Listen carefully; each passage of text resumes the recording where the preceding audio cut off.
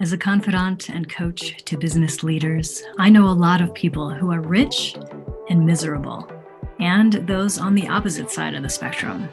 So let's pull it all together, shall we? We'll explore the intersection between wealth and joy. We'll look at the psychology, spirituality, and practicality of money, plus some of the things that make up a truly lucrative lifestyle. I'm your host, Mindy Kinnis, and this is the Lucra Life. Welcome back, my friends. I am delighted to have this particular guest with me today. He is a longtime friend.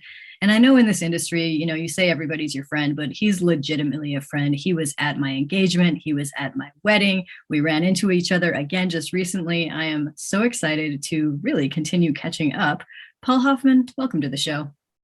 So good to see you, Mindy. We do have a beautiful history, and it was so good to see you in Vegas about a month ago, I guess it was. I've been following you, and you've been doing amazing stuff, and I'm just so honored that I can, spend some time with you and kick it around a little bit, because I really, really love how you show up in the world. And I know the people who listen to this and the work that you do is just, it creates what I call transformational havoc.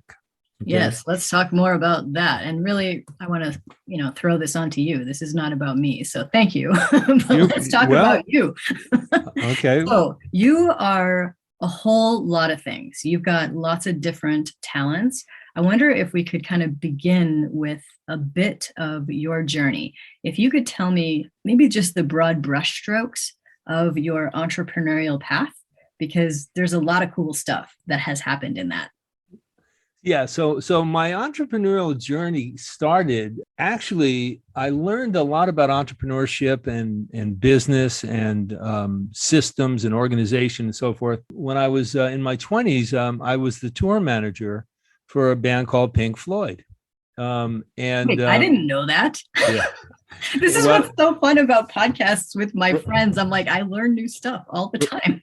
Right. So I also was tour manager for a band called Emerson, Lake and Palmer. Most people do know Pink Floyd, obviously. I went to college on a basketball scholarship, quit school, went on the road as a roadie, and then got this gig as a tour manager running the tours for Pink Floyd, and learned really about how to deal with people and how to create relationships, and just really learning about the ins and outs of what it takes to run a successful operation. And then from there, I decided I'd been enough. I was on the road for about 7 years, and I got off the road, and then I wanted to get a law degree. So I went back to school, and then my brother was a recording engineer at a jingle company in New York, music for advertising. They were looking for a second salesman, and I didn't really want to be a salesman. But then again, as I through the years, I really realized, and this is something I think everybody should understand, is we are all salesmen or saleswomen, whatever, or salesperson, because you are your biggest ally. And you're your biggest mouthpiece, and either you're going to be your greatest ally or your worst enemy. But no matter what you're doing in your life, if you want something to happen, you need to make it happen through the sharing of who you truly are. So I took this gig. I went around to all these major advertising agencies. I took their CD around, and I made 100 phone calls a day. I had a whole system, and it was crazy. And finally, I started to get these guys a lot of work. And then I got him the Burger King account. I got him the Polaroid account, Kodak, a bunch of different accounts. And I was really more interested in the production value or the production aspect of music. They made me their executive producer after I got them all this work. And then my brother and I decided to leave that company. We started our own company. He and I had a falling out. And then I created my company, which is called Paul Hoffman Music, in 1980.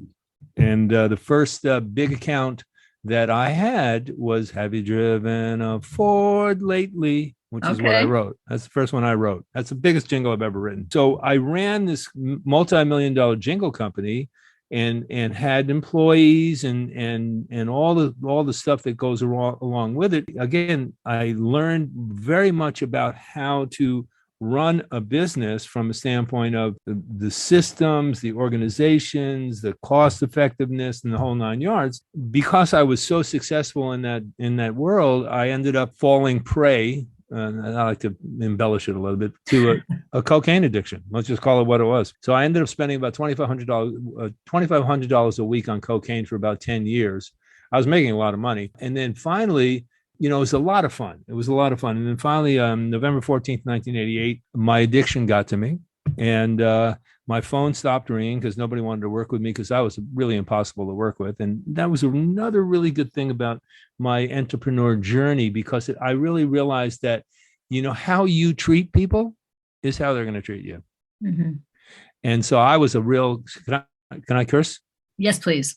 Okay. I was a real asshole. I don't know if it's cursing, but anyway, I was a real asshole. And so my phone stopped ringing. And then November 14th, 1988, I was put in a straitjacket, sent to the 14th floor psych ward of St. Vincent's Hospital in New York City. And you ever been in a straitjacket? No. Not fun. Not fun. I mean, I imagine not. What? Yeah. And then they sent me to, I detoxed for 2 weeks. They sent me to a rehab. And then got out of the rehab. I was married at the time, newly married, actually, to my first wife, or my second wife, I'm sorry. And then I ended up moving to California, and I really didn't know what I was going to do.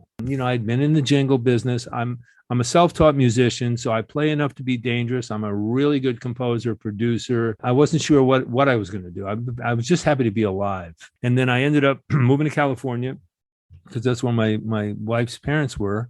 I started another jingle company. And it was interesting because, I didn't know where I was going to get any work. And so I took a trip to Detroit because I used to get a lot of car business. I went to see a buddy of mine there. His name is Bill Morden, who was the creative director on the Oldsmobile account. They don't work. I don't think they make that car anymore. And he said, man, where have you been? And I kind of told him this little story I just told you, a little more detail. He said, my God, man, I'm so mad. I said, you got any work? And so that year, he and I, he gave me a crack at the Oldsmobile account. And that year, a year out of the rehab, I ended up doing about 350 Oldsmobile commercials at $25,000 a pop. So I was back on the map, running a very successful company again. But I kind of was like, it was cool for a couple of years, Mindy. And then it was like, I don't know, man, I really want to do something else. Through my travels and through my relationships, I've really learned about, how do you show up for you? Mm-hmm. I've been really good at not showing up for me. And I've been really good at showing up for me. And I like the latter better. For sure. So I ended up meeting a couple of different people in our world, the personal development world, which I don't really like to say I'm in the personal development world because I'm one of those kind of guys that likes to come up with his own language, not from an ego standpoint, but I just think, listen, there's a lot of noise out there. And I just want to I want to create my own noise. Mm-hmm. And so I call myself a personal discovery architect. And so I don't call myself a coach. I don't call myself a teacher. I'm not a trainer. I'm a personal discovery architect. And people go, well, what's that? Well, here's what a personal discovery architect is. See, if you want to develop something in your life, you got to discover it. And there's a lot of things you can discover, but if you can really, really tune in to the uniqueness of who you are, because there's nobody on the planet like you, Mindy, and there's nobody on the planet like me. Because God didn't put it that way. God said, you are unique and live in your uniqueness. And I believe in source and spirit. So I ended up beginning to figure out how can I get into the world of inspiring and empowering people to really do what they're here to do. And so I met a guy named Harv Eker. You know who he is. And so Harv invites me to go to his Millionaire Mind Intensive. I go there, man. It's like my first foray into PD, if you will. 5,000 people jumping up and down. He's like, high five, I got a millionaire mind. Yep, blah, you blah, have a millionaire mind. Right. So after the event, he comes up to me. He says, hey, man, what'd you think? I said, Harv, you're a really good teacher, man. Your music sucks. He said, what do you mean? I said, well, it seems like you and all these other guys in this world, and I had met a couple other people, Mark Victor Hansen, Jack, and a few other people. I said, you all seem to play all these popular songs to try to fit into your principles. So when you play Pink Floyd's Money in your Millionaire Mind Intent, who do you think they think of? You or Pink Floyd, man? He said, well, Pink Floyd? I said, yeah. So he said, well, what do I do? I said, well, you need your own song. He said, so how am I going to do that? I said, I'll write it for you. So I wrote him a song called I've Got a Millionaire Mind. Nice. Right? And sang it live at the Millionaire Mind Intensive, and the rest has been history. I got calls from all these other people. And then one day, Jack Canfield called me and said, can you write a song for me? I heard Harv got one. I said, well, here's the deal. And then Harv comes back to me and says, hey, can you write songs for all my courses? I gave him my one negotiating tactic I use in everything I do. And this is a really good note taker. Yes, please tell us. I said, so Harv, if the deal's right, I can do anything. Nice. All right. And so I ended up writing 16 songs for him. Jack Canfield, Brendan Burchard, Mark Victor Hansen, Cynthia, the list goes on and on. I created this company called Success Songs. And the songs basically change your mindsets, behaviors, and beliefs so you hear life from a higher vibration.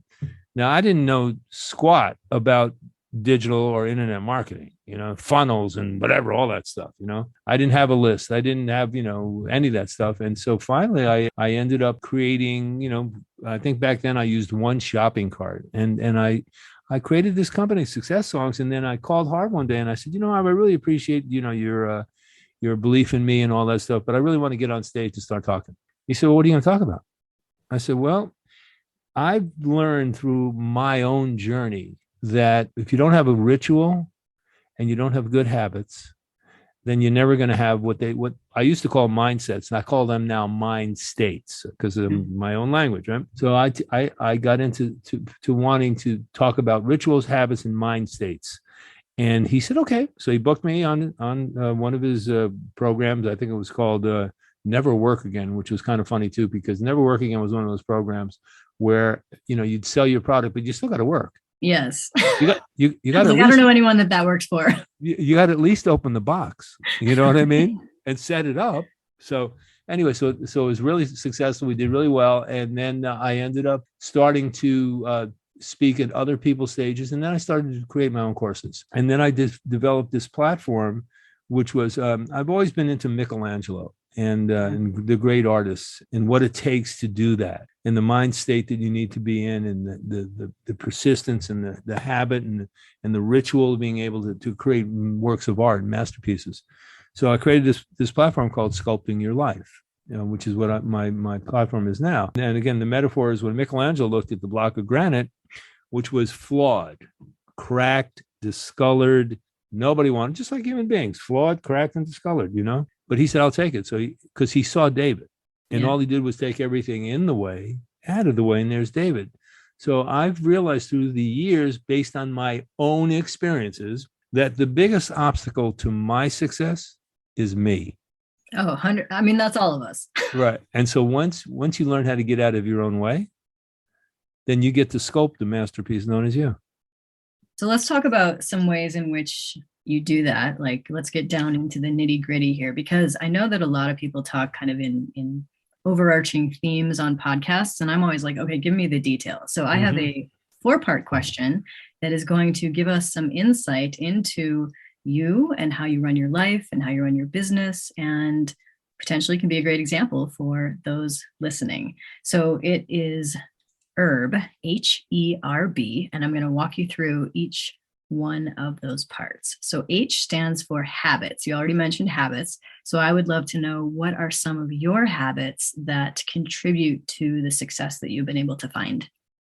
Okay. So we'll knock them off one by one. Let's go one by one. Okay. So I love it though, Paul, that you're like ready with your pen. Like I'm writing it down. You kidding me? I know. I take notes, honey. I work with the concept of a ritual, habit, and a mind state. And so what I know is that, we all have good habits and we all have maybe not so empowering habits. Mm-hmm. And I also know that habits are either conscious or they're unconscious. So there's lots of things that people do unconsciously. And then all of a sudden they get to a point where we go, Jesus, how did I get here?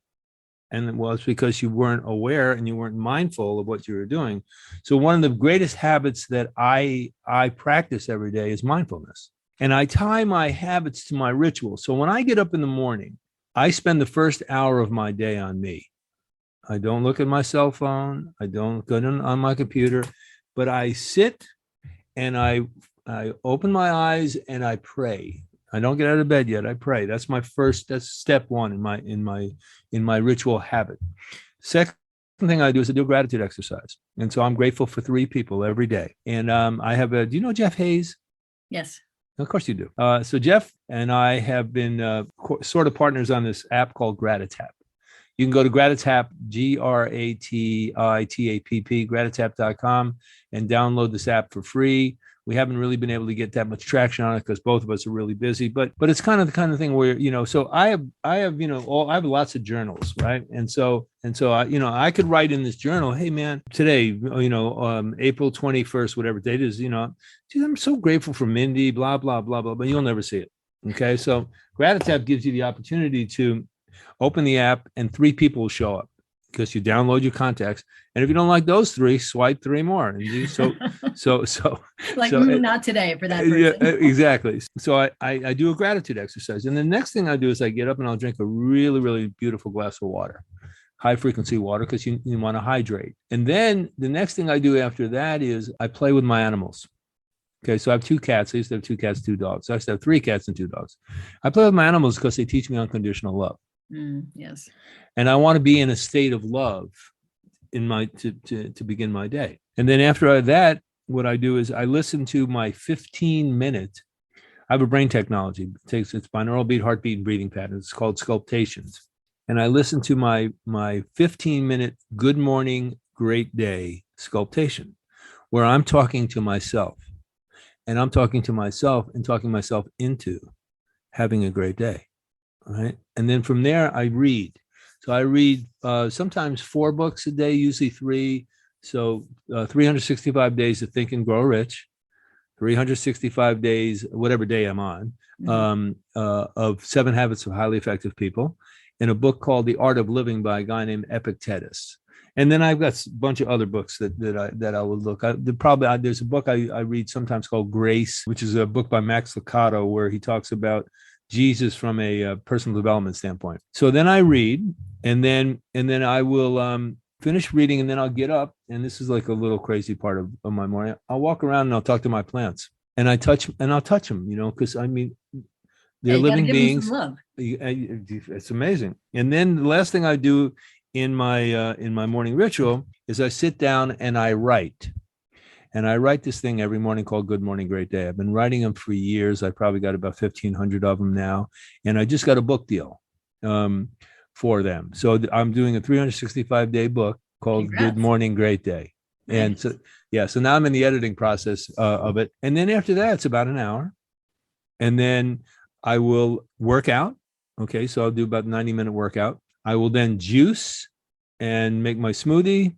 And then I'm ready to tackle the day. And so I do that every day. So getting back to the habit. So the fact that I'm in a habit of doing that, if I don't do that, then I know it. Right. And so I'm off. I'm not in my space. I'm not in my flow, if you will. So, and I know that a lot of people that I work with, help them create these kinds of things, create just really powerful way to begin your day. Then what I'll do as well is as I go through my day, Mindy, I'm always checking in. Right. And so, I'll work for 2-3 hours, get up, maybe go take a walk on the beach because I live by the beach, or do some kind of internal, I don't call it meditation, I call it tuning in.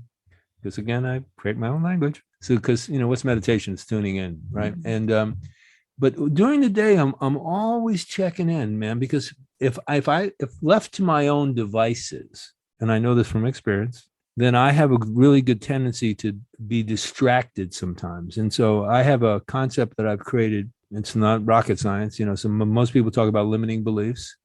I call them mind traps, right? And I've identified 10 mind traps everybody has. Mm-hmm. And one of them is distractions and diversions. Oh, for sure. And so I'm always trying to stay on point. Am I regimented? Yeah. Am I dedicated and committed? Absolutely. Because for me, that's what works. I know that if I fly by the seat of my pants, then my pants are going to go on fire and they're going to probably whatever. So I'm all about, again, the habit of really connecting. And this is part of the inner work that I do, just really connecting to my unique gift and who I truly am and how to bring that out in the most powerful way in the framework that I can do that in. Perfect. I love that. So moving on to the E in herb is environment. How do you set up your space, your office, your car, whatever your environment is to be your best? I wrote it down again. Another beautiful thing, because So I talk about, you know how people say, your inner reality creates your outer circumstance? Yes. Okay. So the outer circumstance obviously would be your environment, right? But I like to reframe it and I say your environment, I-N. Yep. Your environment creates your environment, right? That's So my environment, my desk is all, it's like a space capsule, if you will. I've got everything I need at my fingertips. Okay. And I know where everything is. And so when I'm sitting down here at my desk and writing or doing whatever I'm doing, I'm highly focused because it's inviting me to be that way. And the same thing with my recording studio, which is back in the back of my place. It's strategically laid out. So my grandmother, may she rest in peace, my Italian grandmother, she died at 109. wow. And, yeah. Well, my mom died at 104. I remember, like, that's amazing. Your family is extraordinary. Right. So I always tell my friends, I say, here's the good news. I'll be around a long time. You got a long time to go. Right. And then I tell my adversaries, here's the good news. I'll be around a long time. Okay. So my grandmother always taught me about the way to flow, if you will. So I remember, she had everything strategically placed in the house. So if I moved like something and didn't put it back where it was, you were hearing about it. Yeah. So I took that. Listen, I think that's awesome. So I practice that. But yeah, so my environment invites me to want to really step up my game. I love that. I love the way you say that. It invites you to be at your best. So let's move on to the R. And this is my favorite one because literally we could geek out on this, for hours, which we won't do. But R stands for resources. So resources could be books, which you've already mentioned, a few good ones. Could be courses you've taken, could be events, coaches, whatever, whatever type of resource. Which have been the ones that have truly impacted you? I'm going to answer that two ways. The first way is that, everybody has a specific, at least I believe this, everybody has a specific calling, if you will. And we all learn differently, right? We all have the kinesthetic. For me, I find that I'm always learning. So learning, I think, is a very, very big part of my growth and my progress. And I do it in a couple different. So I have a spiritual resource. So my spiritual practice is very important to me because if I'm not grounded in source, then I'm really not living at my highest self. And reading, I'm a big fan. I got tons of books in my place. Now, have I read them cover to cover? No. I probably read, some of them I read like a paragraph out of, it doesn't matter. But I find I tend to read things that are, it's like I remember I used to buy, when I used to buy albums back then when they used to have albums, even CDs, right? I used to buy them because of what the cover looked like. If the cover inspired me, I'd buy it. Same thing with books, right? My spiritual practice, the resource of being able to follow certain people who I really am moved by, if you will. And you're one of them, and Sean was one of them, and still is. So I really make it a point to keep my feelers open out into the universe. And when something comes across it that really kind of like hits me and speaks to me, I'll put it in there. But the spiritual, the resources, so when I talk about the environment, your inner reality or your environment, so what you put into yourself is what comes out. So, so I'm very mindful of what I eat. I've been a vegetarian for 40 years. I'm pretty strict, but do I every now and then do I cheat? Absolutely. But I know. Wait, hold on. I got to ask you, what is your favorite cheat meal? Well, my favorite cheat meal is probably pasta. Oh, straight vegetarian. Okay. 40 years. That's amazing. Yeah. I tried it for like a few months one time. It didn't. Yeah. I've just never really liked meat. That much. Yeah. So I'm always looking for resources that are in alignment with where my journey is going. Mm-hmm. And at the same time, resources that kind of slap me across the face and go, wait a minute, you got this to look at too. Yes. Does that make sense? Totally. Yeah. So. Awesome. So the B in herb is beliefs. So let's talk about your beliefs, your worldview, the way in which you see how things operate that has contributed to all of your success and to who you are today. I mean, that's beautiful, and I love the whole herb thing. First of all, I'm a firm believer, if you will, in allowing everybody to be who they are. You Yeah, know, sometimes that's difficult. it's very difficult, and I didn't used to always be like that, but I've learned that if I want to be who I am and want you to honor and respect who I am, because I think respect is part of beliefs as well, there could be no judgments, if you will, against, and that's a big one for me because it's easy to judge. Because when you know, but I always tell people, see, when you're judging somebody else, you're really judging yourself. But I believe, first of all, I believe that I can do anything. I can do anything I want in my life. Okay, as long as I get out of my own way. Right. Okay. And I don't have any, I mean, I guess I have political views, but I don't really like kind of let that get in the way. But my whole thing is, man, freedom is my belief. I want to be free. It's Okay. my highest value. I love it. I want to be free to experience my life without any restraints around what's possible. And what's possible is totally determined by my willingness to believe that if I stay true to myself, then I can create anything I want in my life, and I can attract anything. I mean, I'm not a big, the law of attraction is lovely. Okay. And The Secret was, I guess, was lovely. I mean, I know all those people in there, as you do as well. But I always find that, this whole idea of law of attraction, it's like, yeah, I guess I could sit here and go, oh, I'm going to just have a Lamborghini, not that I want one, or I'm going to make $1 million, or I'm going to do this, or I'm going to do that. There it comes. No. And you got to take action. Okay. You got to put one foot in front of the next one. Okay. Yes. And I have a song I wrote. It's called The First Step. The first line is, the first step's the hardest one, but until you take it, no dream gets done. Yep. And so my belief system is been built around respect of other people, honoring other people, and never telling somebody that they can't do something. All right. Because that's the language I use in my world for me. But we could get caught up in the nonsense of the noise out there in the world. I mean, we're in crazy times, as you know, Mindy, crazy freaking times. Yep. Being able to really navigate all the potholes and all the nonsense that's out there, but again, staying true to yourself, to me, that puts you ahead of the game. But again, the most important thing, and that's why I love the word beliefs, and I use that word a lot in my Good Morning Great Days. I mean, there's probably in there somewhere I'm talking about, you got to believe in yourself and all that stuff, because they're very empowering stuff that at least I think it is, that I write. If you don't believe it can happen, it ain't going to happen. Correct. Period. Yep. Like, you're right. Yeah. So those are my takes on. By the way, I'm a big. Aren't they called anachronism?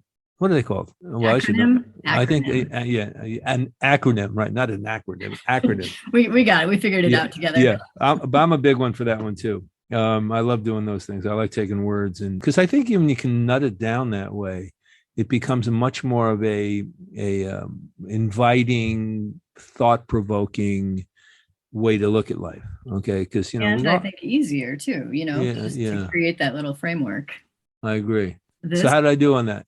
Amazing. I mean, I really liked, especially as you were going through, everything came back to, the internal creates the external, and that, I have seen that in you. We know lots of people where they just live that, and that's how it works. So this has been awesome. I learned things about you I didn't know. If other people, our listeners, are interested in learning more about you, where would you like to send them online? Okay, so I always do this every time I do a podcast. People tell me I'm crazy, but that's why I am crazy. It's okay. So I like that. So you can go to Sculpting Your Life, SCULPTING, sculptingyourlife.com, which will then get you to go around to other things that I do, the brain stuff and success songs and my Good Morning Great Day and what have you. My email, personal email, which I always answer, is Paul Hoffman 24, the number 24, and it's because that was my my high school basketball number, paulhoffman24@gmail.com. And if you send me an email, just put in the subject line, heard you on Mindy's podcast. Okay. And then if you really want to talk to me, my cell phone number is 323-810-5588. 323. You are crazy. 323-810-5588. And so my passion in life is to support and serve. And so if anybody has a question, anybody has a concern, anybody wants just a little love, whatever it might be, just hit me up. I'm here, I was here to serve. My life has been uplifted because of people like you, Mindy, and a lot of the people that we know. I've been, and I'm not saying nobody has the same story I do, but I've been in places in my life that if it wasn't for some people that took me by the hand and lifted me up, I probably wouldn't be talking to you. Well, I'm glad to have had this opportunity, Paul. I love you. Absolutely. You're awesome. This is fantastic. Thank you so much for your time and your wisdom. And I'm looking forward now to having you on my podcast. I am looking forward to that as well. Yeah, I appreciate you. And thank you so much for what you do and for all the beauty that you bring into the world and for just how you show up. Ready to make your dream your reality? Let's build your business so you can do what you are here to do. I invite you to join my inner circle, the Lucra Collective, a community of like-minded entrepreneurs who got over the limiting belief that they needed to go it alone. Visit lucra.com to join today. That's lucra.com. Lucra, where wealth equals well-being.